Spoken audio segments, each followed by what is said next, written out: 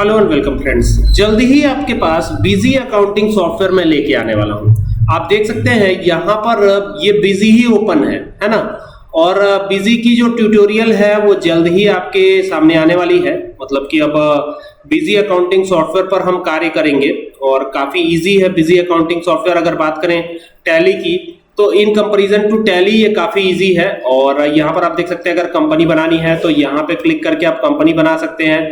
Administration या transaction record करना है, डिस्प्ले करना है, रिपोर्ट को प्रिंट करना है, यहाँ से प्रिंट कर सकते हैं। तो ये काफी इजी है, ठीक है ना। तो यहाँ से पहले मैं बाहर आ जाता हूँ और देन यहाँ से ओपन करके आपको दिखाता हूँ। ये आपका बिजी अकाउंटिंग सॉफ्टवेयर है और इसको रजिस्टर करना पड़ता है। तो यहाँ से आपको रजिस्टर करना पड़ेगा, फिर आप इसमें जा पाएंगे, इसमें कार्य कर पाएंगे। तो इसकी ट्यूटोरियल जो है मे बी कल पहली वीडियो इसकी मैं दे दूंगा। और ये जो है इंटरफेस कुछ ऐसा नजर आएगा आपको, आप देख सकते हैं।